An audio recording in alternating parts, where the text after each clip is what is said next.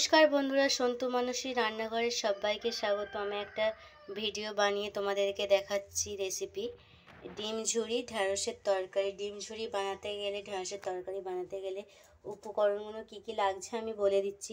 এখানে লাগছে ডিমটাকে আমি আগে থেকে বন্ধুরা ভাজা করে রেখেছি, ঝুরি ঝুরি করে ঝুড়ো ঝুড়ো করে ভাজা করে রেখেছি এক সাইডে। এর সবজিটা নিয়ে নিয়েছি, ঢ্যাঁড়স নিয়েছি, অল্প একটু আলু দিয়েছি, আলুর জায়গায় শুধু ঢ্যাঁড়সও নিতে পারো।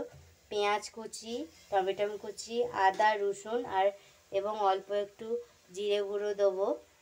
আমি প্রথমে ডিমটাকে ভেজে নিয়েছি, এরপরে আমি ঢ্যাঁড়সগুলোকে কড়া গরম করে এর মধ্যে তেল দিয়ে আমি ঢ্যাঁড়সগুলোকে নেড়ে নেব। কড়াটা আমি গরম করতে দিয়ে দিয়েছি, ঢ্যাঁড়সগুলোকে তেলের মধ্যে ছেড়ে দেব। প্রথমে আলুটা আমি ভেজে নিচ্ছি, তারপরে ঢ্যাঁড়সটা ভাজবো। অল্প একটু হলুদ গুঁড়ো দিয়ে দিচ্ছি একটু কালার আসার জন্য। আলুটা ভালো করে এটাকে আমি একটু লালচে করে ভেজে নেব।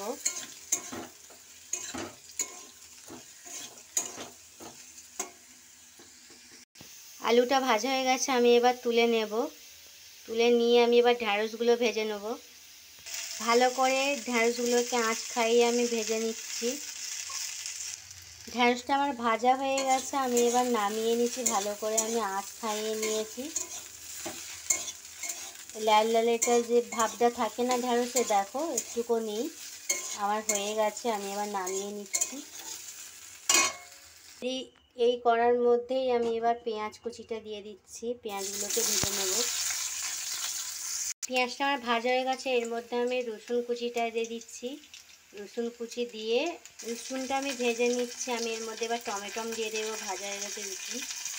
আদা বাটাটা দিয়ে আমি এখানটায় ভেজে নিচ্ছি।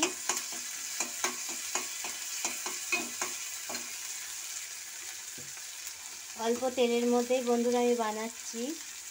এবার স্বাদ মতন আমি নুন দিয়ে দিচ্ছি। স্বাদ মতো নুন দিয়ে এটাকে ভালো করে আমি নাড়বো। টমেটোগুলো যে কুচি কুচি গলে যায় যেন, এই জন্যই নুন দেওয়া। এর মধ্যে একে একে এবার হলুদ গুঁড়ো, লঙ্কার গুঁড়ো দিয়ে দিচ্ছি। হলুদ গুঁড়ো, লঙ্কার গুঁড়ো দিয়ে দিয়েছি। আমি একটু অল্প করে আমি একটু জিরে গুঁড়োটা দিয়ে দিচ্ছি।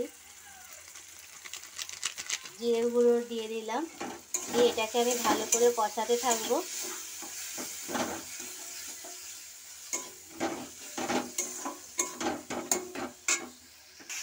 কত সুন্দর বন্ধুরা কালার এসেছে দেখো।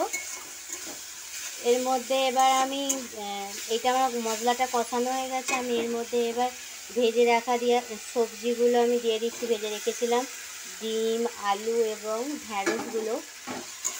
এই সবজিগুলোকে একসাথে এইভাবে কষাতে থাকতে হবে। আমার কষানো হয়ে গেছে। আমি এর মধ্যে আলুটা সেদ্ধ হওয়ার জন্য, ঢ্যাঁড়সটা সেদ্ধ হওয়ার জন্য পরিমাণ মতন হালকা জল দেবো। এই তরকারিটা শুকনো শুকনো হবে।